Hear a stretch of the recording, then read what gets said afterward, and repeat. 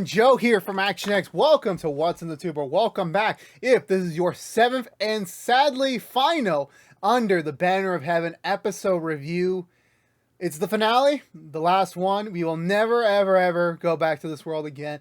And honestly, I'm 95% satisfied. Well, actually, not 95%. I'm being a little bit 90% satisfied with how this entire show came out. First of all, ending it off on a 90-minute runtime, which I went into ending last week like, how the fuck are they going to wrap up everything into 45 minutes? And again, honestly, I don't know what the prerogative was. Like, you could have maybe split this in half. This was, I think, a perfect point where you could have done an episode 8 and a 9, but I guess they didn't, which I'm like, you know what?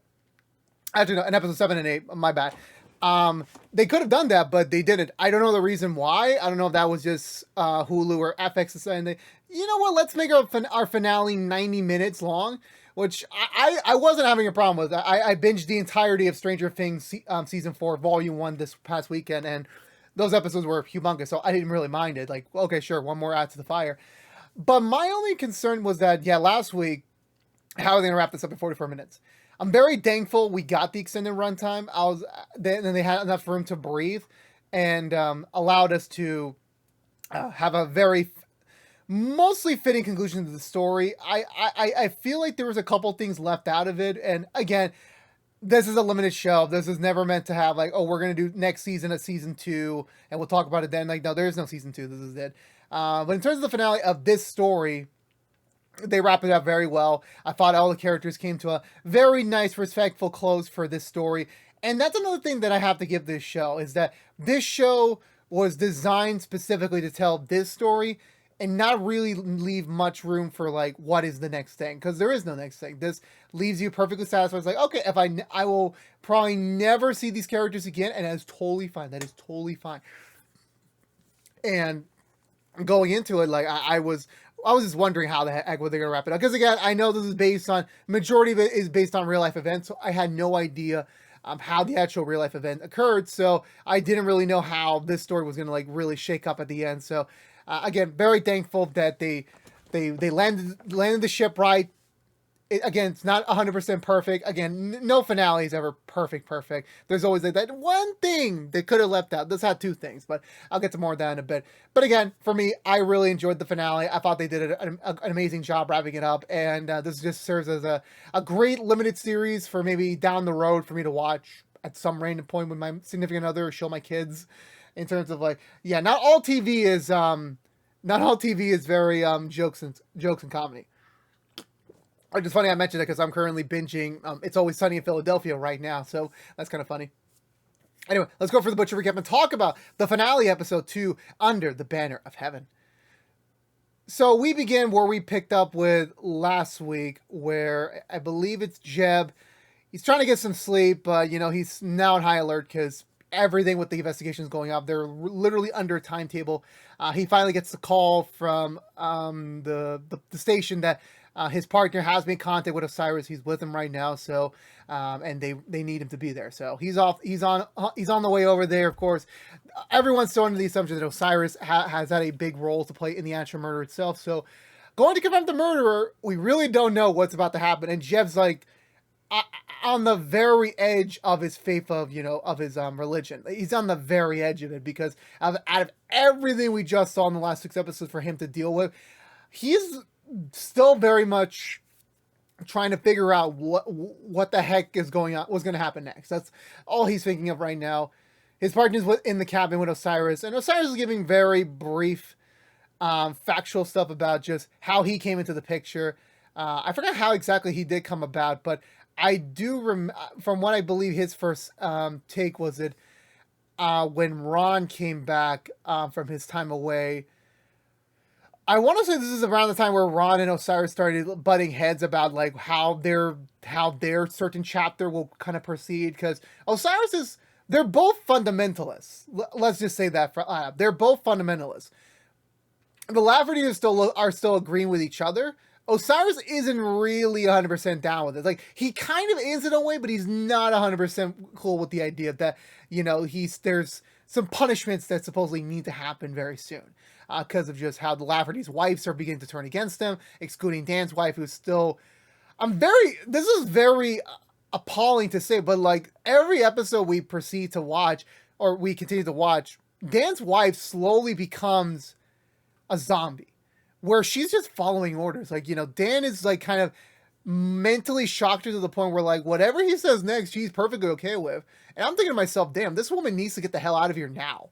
But of course, she still loves her husband too much, and she's still very too much in tune with the faiths that she can't leave. She can't like back out of it. So, but it's really scary like to see her like the progression she's gone downwards, and I was honestly like, Jesus, this is scary. This is starting to get a little bit more scary for the episodes. I know at some point, I'm not sure if it's in this flashback Tillman or the next one, but this is when Ron begins to have like speakings to by God, saying that these are people that you need to get rid of, basically atone for their sins, like assist them with their atonement. And again, like the list itself is very scary, since again, as we know, Ray, it includes his own sister-in-law Brenda and her kid, his own wife and their kids together, and all the people that helped them out with the escape. Like those are the people that need to be atoned, i.e., they need to be killed. Osiris again is not on the page with this. He does not believe this is the right course of it. But the Laffertys, again, they're kind of on their own mindset of like they are the next generation of prophets, that they're the ones to kind of bring back the original belief of the Mormons in the modern day, let's call it like this. They're the ones that need to kind of continue onwards with this. I think this is about the point where Osiris did admit that he was not involved in the murders at all. He was not there at all, and that's he has no involvement in it.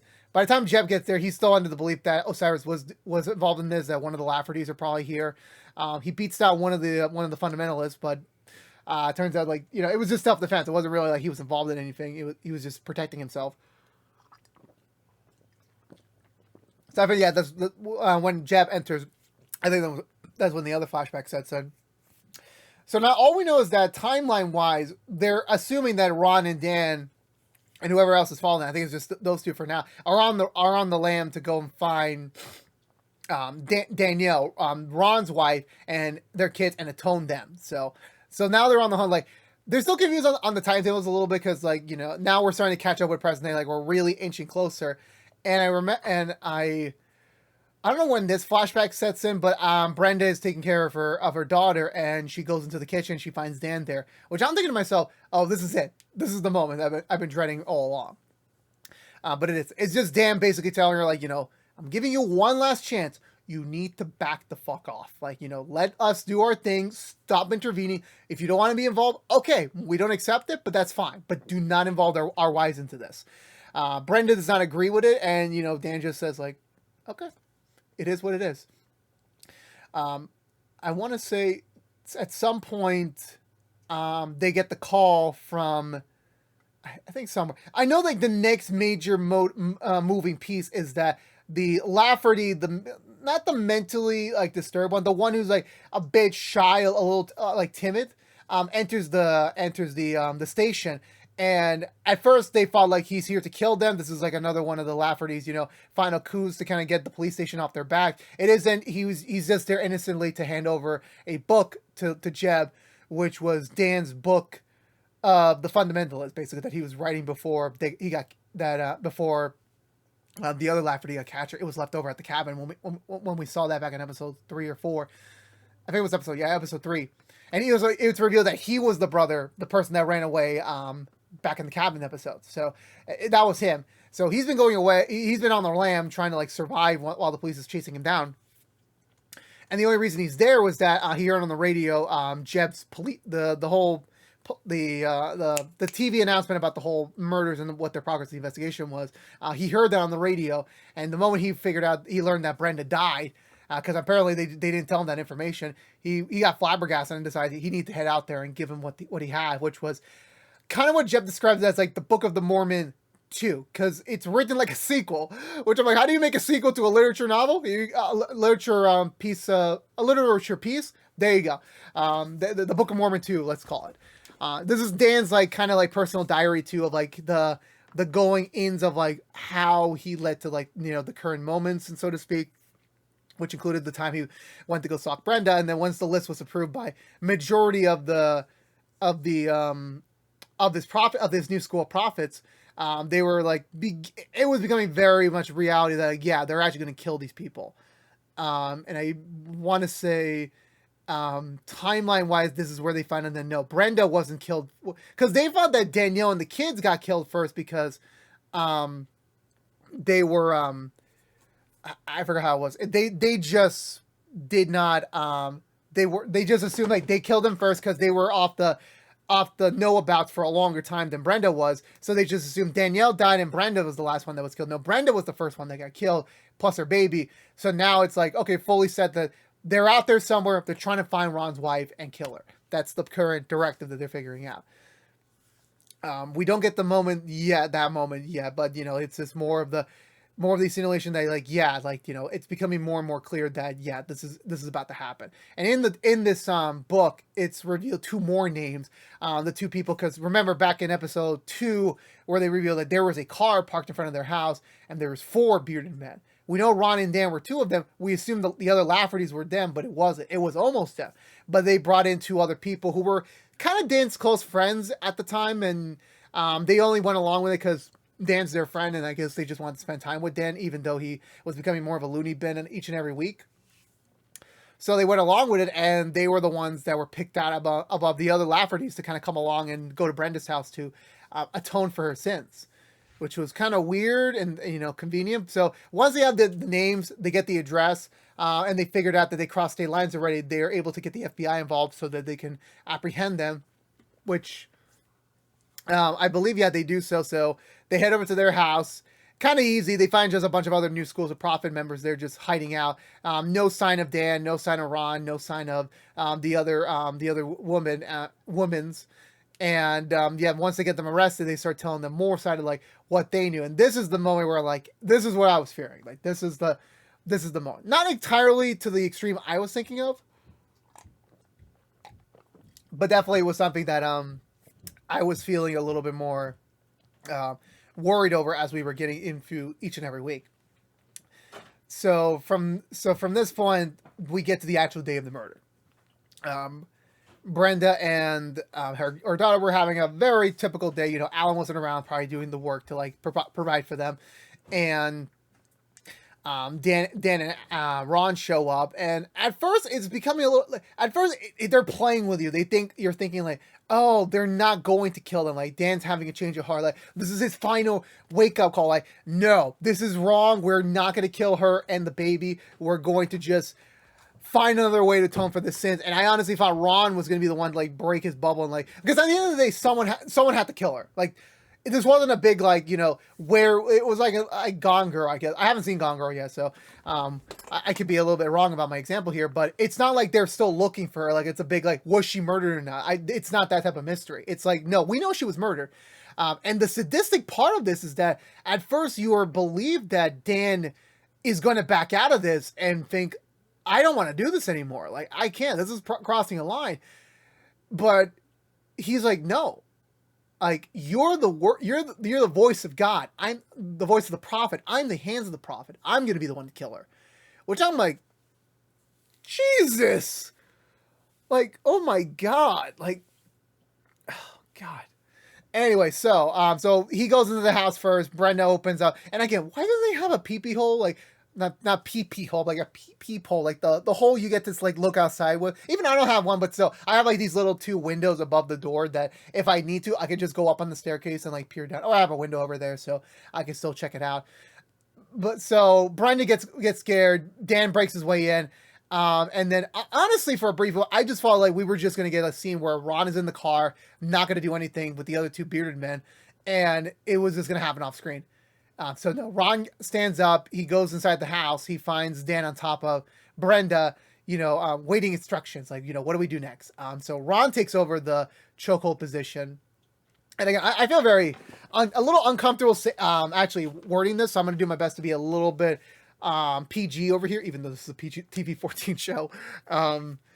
So he begins, at first, again, it's another one of those, like, I don't think Ron's going to do that. I don't think he's going to push himself over this, but he does. He starts attacking her while the baby's crying. Brenda manages to break away for a little bit, begging them to, like, stop. Just leave us alone. Don't do this.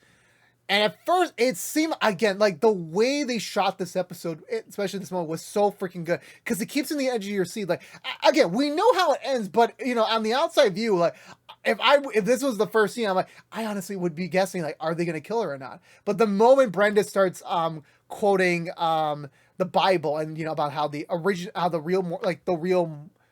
Again, it gets finicky to say which is which, but like her method, her version of Mormonism, and they're hearing this, they get pissed off, and they take out their blades, they cut off the wire off the vacuum cord, and then this was the part where, like, oh my god, I honestly thought, are they gonna go for the, like, are they gonna go for the big one? They don't, thankfully. We just cut over to when Jeb found the body, and then you could assume what happened there. And the worst part of it is that they don't. I'm very thankful we didn't get to see the baby. We didn't. And I was like, you would have crossed the line. You really would. Again, it happened in real life. It's fucked up. Do not mess with babies. Absolutely not. I don't care. But still, thankfully, we didn't see that moment. But the way they said it, like when they were the two other bearded men were telling Jeb the story about the part where, okay, they did it thankfully with a stranglehold, but sadly, Dan still cut the throat, and I'm just like, oh my god. And the thing is that this actually happened. This was a real story, and hell, this sadly still happens around the world. Like in other instances, like the sadistic fucks that do this. I'm sorry, like I'm gonna make a bold statement right now, and again, this is what's in the tube. This is meant to just be an episode review. We'll get back to the review portion in a second, but you don't fuck with kids. You don't fuck with babies. You absolutely don't fuck with them. You don't. You leave them alone. They did nothing wrong. You just don't. I don't care what religion. I don't care what beliefs you have. Your stance is like, I don't care. You don't mess with them. That's like universal. That has to be universal. So please. That's my stance on it. I don't care. Anyway, back to it. So Jeb, of course, is still like very much traumatized over this, but they have to process them, and they get more information about, well, where are Ron and Dan now? And they tell them, yeah, he's in. I think they're heading to Reno because they need to make money to fund more killings so that they can like be on the move more, so they can rent a hotel so they can get to Daniela and find the kids. So, considering the fact Brenda's death has been almost a week ago. They're running out of time. Like she could be dead already by this point. So they loop in. I think I also know they mentioned Florida at some point during this first half. So they loop in Florida PD to kind of find any woman and kids that fit the description, and they do find someone that fits the description, obviously under a pseudonym name and fake identity and stuff like that. But they managed to find her, and the last thing that anyone saw of them in that area where they discovered it is. They were shopping for groceries one day, Danielle and her family, and they find a bearded man behind them. So they got worried and basically ran away. Because by the time they get to the apartment, everyone's gone. Like, they left almost nothing behind. So thankfully they weren't murdered. So there's still a sign that they're still alive. But they're out there somewhere, and they still got to try and figure out where they are. At this point, they realize, yeah, they gotta go. They gotta leave their state. They gotta go find them, because it's imperative. Because as much as the FBI is now involved, and like now they got another State Department involved in this, it's still their case. They still originate for Jeb is gonna go along and like pursue this to the end. He tells his wife that he's gonna be leaving and missing like a big meeting for their community. But Jeb's like, this goes beyond us. Like, we can risk. There's a chance that 7 more people could die if I don't go along with this.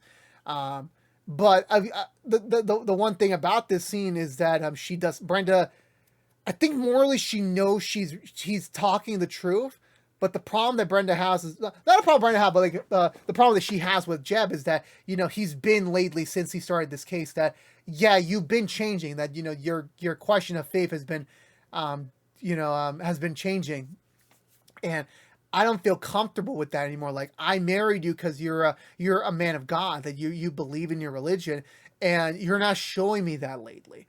I think it's best, while you're away, my dad's gonna come and pick me and the girls up, and we're gonna move back with them, and that I hope that eventually my girls are gonna be raised by a man of God, whether that is you or someone else. Which I'm like, Jesus Christ, you are going to leave the man you love because he's starting to get a little bit of shame. Like, this is a very like delicate case.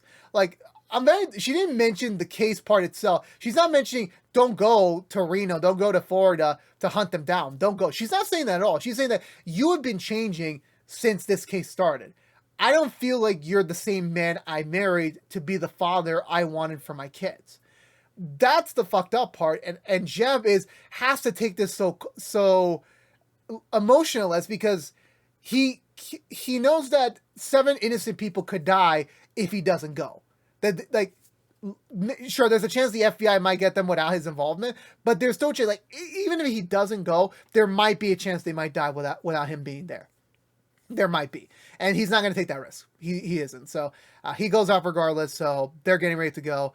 That's when they get, I apologize. I mixed the order here. So after they go visit the bearded boy, I know that there's one more scene they have, their last scene with Alan, where I forgot to mention. Yeah, so Jeb and Alan just having like one final talk about the case, and this is where Alan kind of admits, like, at the very end, he finally realized that his brothers do not reflect the man he is today, and this is not the faith he wants to be in. His family is his faith. He wants to focus on his family, to be a loving husband to his wife and to be an amazing father to his girl, and he has to be there for them. So it sucks so much that the last moments he had with them, he was trying to redeem himself in their eyes, because the last time we saw him, like, he clearly distances himself away from them.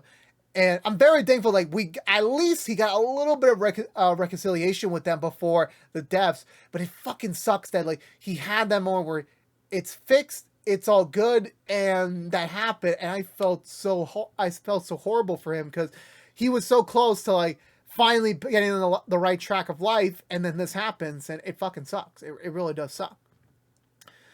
And another moment, which, again, I don't know if this was meant to be like a tease for like another story, but like I think the main bishop, the main priest for their church, shows up to kind of beg Jeb to like stop the case, because he's mentioning more real life facts that because of recent, I guess, with everything that changed with the civil rights movement, that every religion group has to allow in everyone.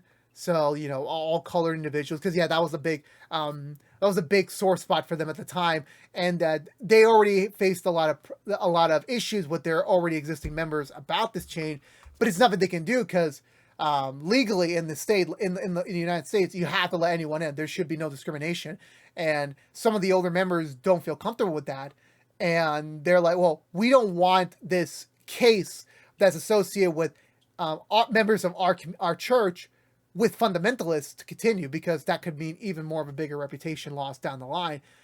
Alan finds this insultful, since like, you're basically telling me that you want everyone to forget that my wife and daughter died. He doesn't specifically say yes, but he's just telling Jeb, like, I'm giving you a chance right now, because you've been kind of slipping up lately. Like, you can redeem yourself right now if you just agree to let this case be over.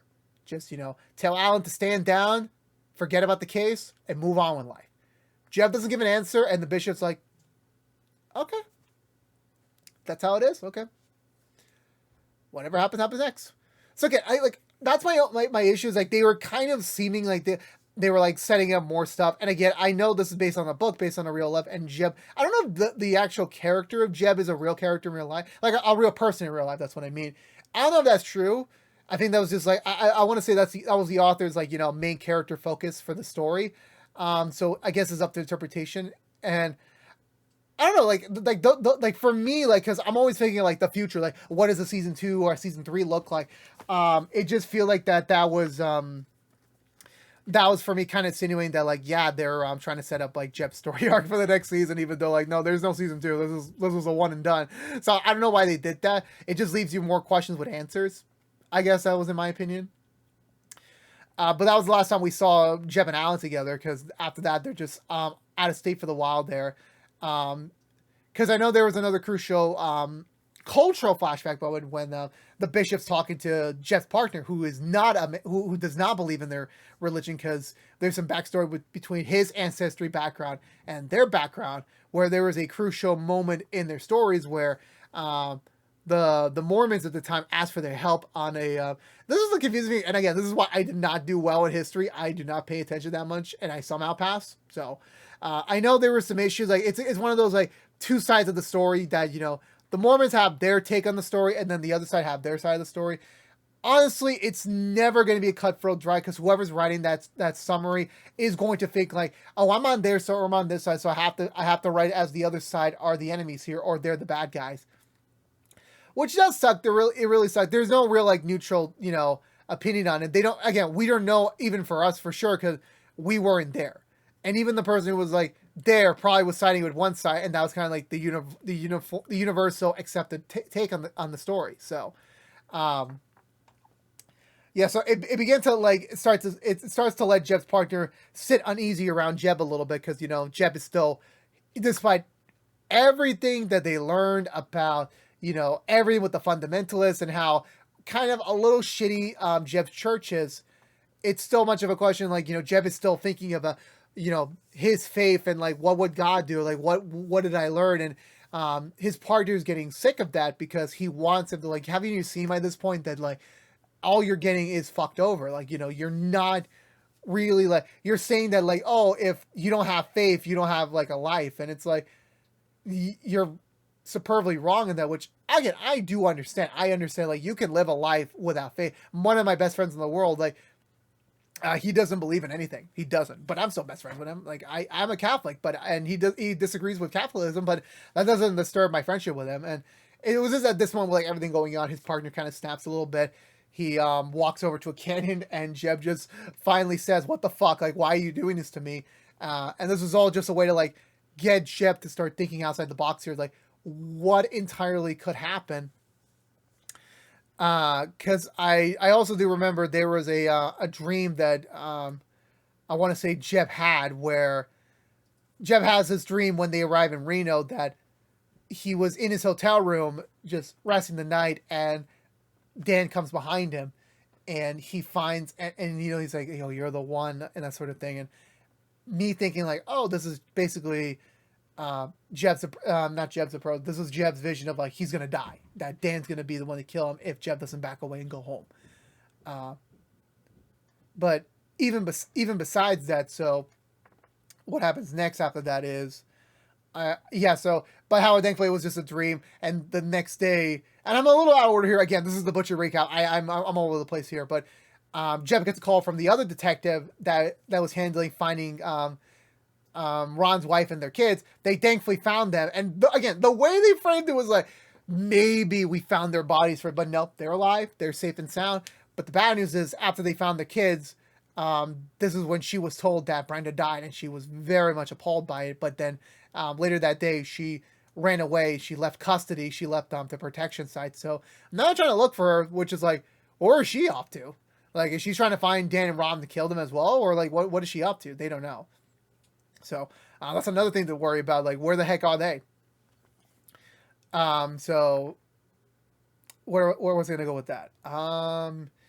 So back at the canyon moment, Jeb was remembering the dream he had, and was trying to connect the two pieces that I think they cannot. There's a chance she might still be alive, because back when they were describing about Mormonism, is that they've always believed in the one, not the two. It's always the one. So eventually, at a certain point, there can only be one prophet, i.e., one person that's doing these blood atonements. So it can't be both Dan and Ron. It can only just be Dan or just Ron. So at some point, the other one has to kill each other, which kind of gives them the opportunity of like, okay, there's a chance that that she might still be alive, and we got to go find her. So they head up Reno. They head up a nearby gambling site, a casino hall, and they alert the security staff on it. They believe they found them. Like, there is someone that came in like recently that made a lot of money on it, but they had a connection with this one girl there who turned out to be both Ron and Daniel's new wife. I think Dan's new wife, and I think there was just some things going on with them, which I'm like, okay, I don't even want to go that far. So all they know is that they got to find Dan and Ron before one of them kills the other. So they stake out the casino, and they find the lady that's presumably Dan's new wife is acting very shady by this point, considering I'm pretty sure they got aware that there's a lot of police activity in the area now, that they're looking for them. So I'm thinking they're just trying to make a quick getaway before they go find Daniela, who also is actually on her way back home to go rescue her sister. So she heads back. And initially, I thought like, okay, again, another great framing of the shots here. Where I thought Ron, or it looked like Ron to me. Like I thought Ron was the one who survived, and Dan was, or maybe they split up. So I thought Dan was back at the family home. So I thought there was going to be some confrontation between them. No, it was Dan's wife who was left behind with his mom. At first, it was a little bit awkward. It was a little bit disturbing for them, but she manages to convince her that, we need to get away. Like, Dan lied to you. Like, you need to trust me. Like, there is no future for you here. So, and the mom flips out when like she comes back over here because like, you're not supposed to be here. What are you doing? Why are you taking her away from this? Like, this is not the way. She doesn't care anymore. Like, fuck the religion. Part of my French. And they run off together to kind of get away from things. So they're on the land. They have to hit up a nearby gas station so that they can get some help, get some gas for their trip. Sadly, one of the remaining Laffertys, I apologize, show up as well to try and take her away. It doesn't really work because Ron's wife makes a scene around and she kind of drops the ice. She tries to convince that Lafray's wife to come with them, but it doesn't really work out so well. It doesn't. So they drive off away, and at least she got one. At least she got one. That's the victory here. The small victory there. And so after back at the casino, so they're starting to make a move on them. Eventually, they start noticing that the girl is parking her car nearby to the casino back door, presumably to make a fast getaway. So they go in saying, "Screw it! They're definitely in there. Let's go get them now." They start looking around. They don't find anything. They're in the secret basement bathroom, where this is where Ron has a revelation that, oh yeah, it was Ron, by the way, I forgot. Ron has a revelation that we both can't be prophets. One of us has to die, and I'm the voice, so it's got to be me.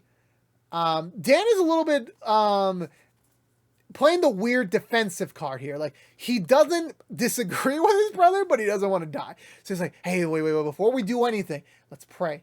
Let's pray, and maybe God will give us a new answer. So he'd start praying, but Ron's like, nah, you got to die. So he starts putting him in a chokehold. He starts choking the life out of him. Thankfully, Jeb manages to catch on to their location pretty quickly. He breaks in through the bathroom door. He manages to stop Ron from, fully killing Dan. It was at that moment where, like, is Dan gonna die? Is he gonna live? We don't know. Thankfully, Dan gets like one last short breath of air, and he manages to come back to reality. So they're both arrested. It's all over, and I'm like, dude, like, Jesus, like, they've officially gone like off the deep end, because when they're in the police car and Dan looks at Jeb and he's like, I'm Elijah, and I'm like, Jesus. Yeah, you're gone. This isn't a religion thing. You're just flat out crazy. I'm sorry. You're just crazy as hell, man. So the case is over. Daniela calls in the family to let them know, her kids. They're like, I'm fine. I got your aunt out. So we'll be heading back home. So they're safe and sound. Jeb's about to start heading back home as well, considering the case closed finally. They also get a call from the station that Alan was let go to Brenda's family, which is kind of suspicious. Because like I thought Brenda's family hated his ass, but like, I guess given the circumstances, Alan needs a home. He needs a family now, and the majority of the Laffertys are either arrested, dead, or deranged. So there ain't no family there, and and his personal family's gone. So he doesn't really have much else to go, and I don't think Jeb was going to take him in. So so he's off with them. So regardless of the choices, it's literally the only one he has left, which I'm like, at least he's in safe hands somewhat. At least he's going to go to a loving home. I mean, better to be together during times of tragedy, That's what I'm saying. And so Jeb and his partner are like, this case may be over. It's time to go back to the... And this was the sign where, like, yeah, I forgot. This is a limited show. Where he's like, yeah, it's time to go back to boring life. We'll barely get big cases again. You'll be back home with the family by 6 o'clock, and I'll be at my house, eating my frozen TV dinner, chucking down Diet Cokes, which I'm like, I'm gonna be honest. I had Diet Coke once before. It's not bad. It's not my preference, but it's not bad. It's not bad at all. Of course, obviously, I'm thinking in my head, like, well, Jeb doesn't have a family anymore. His wife literally just said, I'm leaving. And I was like, this is a depressing ass ending, but a realistic ending, mind you. Like, this would be a very realistic ending, but no. He heads back home. He finds his daughter playing the piano. He's overcome with joy that his family's still there. They resume prayers. And which again, it was kind of odd because like I really felt like his wife was like literally about to say, "Yeah, no, I'm done. I'm leaving." I honestly thought that was gonna be the take on it, but no, she just said, "No, I'm gonna stay. I'm gonna stick around a little bit longer." I guess I don't know. It's kind of random in my opinion. And the last scene of the show is Jeb takes his mother out to the riverside to overlook, I think, the sunset. Honestly, I want to low key think this was the moment where I think Jeb was allowing his mother to like finally pass on. Where like she said, it's perfect, it's beautiful, and they both look out together. I like to think this was the moment where like this was the blessing that like yeah she can go now to go meet Jeb's dad again. But that's the end of the show. That was it, and that was the end of Under the Banner of Heaven. I thought this episode was amazing. I think they did a very very good job. The performance, the cinematography for this episode was amazing. My only iffy parts were like I don't know why they had to put very vague teasers for like future conflicts. I don't know why, because like I think one Lafferty's still out there. Like I could be wrong. Like I don't think they mentioned catching him. I don't think so. There's still one Lafferty out there, which I forgot if he really was part of the murders. You could still charge him for like conspiracy to murder or an accessory to like conspiracy or something, but he's still out there, and we forgot about him. There's also Dan and his wife's original kids. Where are they? They never resolved that because I think everyone Daniela was with. I could be wrong though. I think those were them too, but like I could be wrong there. But they're still out there too. Okay, I could be completely wrong. I'm very bad with faces. I'm very bad with names. This is a 1-season show, so don't expect me to like fully remember there. What happened to the mom after that? Would we get a trial? Because I did read up in the book that they did tackle on the trial afterwards. So I guess that was cut from the show. So I was like, that's fine with me. I mean, that would have been a very weird ending. Like that kind of would have been like an epilogue. So I think maybe they could do an epilogue. Who really the hell knows? But no, like other than that, like everything besides like those little criticisms, like they kind of set up a little bit more of like future conflicts to be had. Like this definitely was like yeah, I'm totally satisfied with this ending. If we never get to see these characters again, I'm fine with it. I'm perfectly fine with it. Like we don't need a season 2. We don't need these characters to like be dragged down anymore because the only change in their characters is that they all went through this life-changing experience where like they witnessed a horrendous murder, how fragile the mind can be when you're pushed to like beliefs that you may not believe at first, but it is something that is it's scary. It's very much it's thought provoking, so to speak. I definitely had a couple moments of that throughout me watching this show, and I was surprised at the end and how everything wrapped up a little bit. But I was happy like we didn't get like it was different. Let's say that I would have expected like the last 20 minutes was like Jeb going around apologizing to everyone, like kind of giving that like final resolution, like saying goodbye to Alan properly. It was just an off-screen mention, which I'm like, you know what? That's kind of like life. Like sometimes in life you don't get that final goodbye or that final confrontation. You don't really get that. You don't get to see Jeb yelling at Dan and Ron for like their sins. Like no, that's like maybe the book handled that. I don't know. That's not in my knowledge base because I never read the book. But in terms of the show, like that's perfectly fine because that's different. Like, that's somehow life is. Like you just don't get that final showdown, and that's totally fine. So I'll give them the case on realism on that front. And I was very happy with how they handled the subject material at the end of the day. Even with like these very crucial final moments where like everything was handled perfectly well. Like, it was very much like you were very informative on all sides of the story. And it's up to this point of what you believe in. And I think anyone that watches the show is going to have their own beliefs. Hopefully some universal things that they'll accept, but a lot of like, debate, like hopefully very positive debates where it's like, it's not a yelling match. It's just a conversational debate. I hope that's what this show accomplishes as well. So that's just my belief there. And in terms of the cast, everyone did an amazing job in their scenes. Everyone did. Andrew Garfield led the cast well. And again, I don't know why Russell made 2 characters that have gone down the deranged pipe of like, what is wrong with your mental state of mind? What is like why Russell is a perfect mentally insane character portrayer, and I can't wait to see what he does next. I really can't wait to see what he does next. But anyway, yeah, that was it for this finale. I think they did an amazing job. They landed the ship off pretty well, and this was a perfectly satisfying ending to the story. So yeah, that was it for the finale and all of Under the Banner of Heaven. Let me know in the comments below. What did you think of Under the Banner of Heaven series finale? I'd like to talk to you down below about it. So please, let's go chat down there. But I believe that's going to do for me today, everyone. So if you're unaware, this has been me reviewing every episode in Under the Banner of Heaven, but we're not done quite yet. Next week we'll be doing a full definitive series review with spoilers. It will be me talking about the entire series as a whole, all 7 episodes, ready for you to consume and to talk about. And yeah, that'll kind of serve as the final chapter for this review series before we go off to wherever we go next, normally on What's on the Tube in general. So if you're Under the Banner of Heaven fan, I'll see you next week for that one. But if you're just tuning up for the episode reviews, thank you so much for watching. Thank you so much for watching me week to week for the past 6 weeks. It's been a fun ride. Who knows what might goes next? I know Tom Holland's making a show next. I wonder what that show is like. We'll figure that out in the future. But again, this has been What's the Tube from ActionX. Please subscribe to us on youtube.com/ActionX videos. Ring that bell for notification when our next review is live. Please also like, favorite, share this review if you want to. And please also follow us on social media to stay up to date with any sort of updates that we may have for our channels, which also include the Collection Compass. But until we see each other again, thank you guys so much for watching. Please stay safe out there. Be good to each other. Make the right choices in life as well. And as always, peace out.